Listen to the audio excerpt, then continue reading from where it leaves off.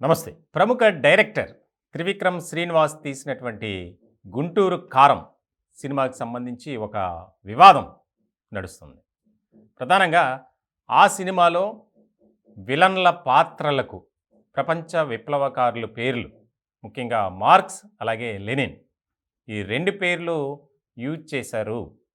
దీనికి సంబంధించి వారు ప్రపంచవ్యాప్తంగా ఒక మంచి విప్లవకారులుగా పేరు పొందారు. అటువంటి పేర్లు ఎలా పెడతారు? వారిని కించపరిచినట్లే. అలాగే వారి ఆశయ సాధన కోసం ఎవరైతే పాటుపడుతున్నారో వారందరినీ బాధపెట్టినట్లే అని చెప్పి కొన్ని విద్యార్థి సంఘాలు రోడ్డెక్కినటువంటి పరిస్థితి. ఇప్పుడు ప్రధానంగా తెలంగాణ వ్యాప్తంగా ఈ నిరసన కొనసాగుతుంది.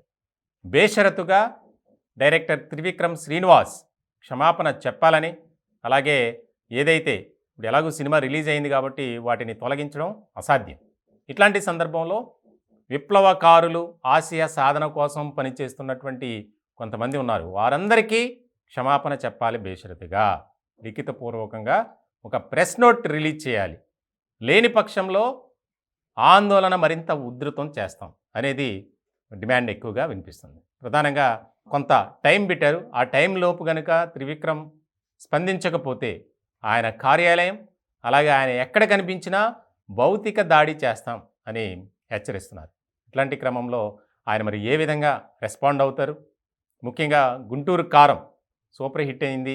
అలాగే దానికి సంబంధించినటువంటి ఆ ఫ్యాన్స్ కూడా, మహేష్ బాబు ఫ్యాన్స్ కూడా ఒక రకమైనటువంటి జోష్లో ఉన్నారు.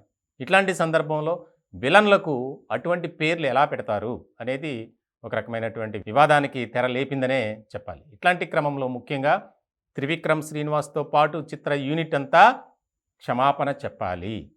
లేని పక్షంలో ఆందోళన మరింతగా మేము తీవ్రతరం చేస్తామని హెచ్చరిస్తున్నారు. దీనిపై మరి త్రివిక్రమ్ శ్రీనివాస్ ఎట్లా స్పందిస్తారు ఏంటనే దాని మీద ఒక రకమైనటువంటి సస్పెన్స్ నెలకొన్నటువంటి పరిస్థితి.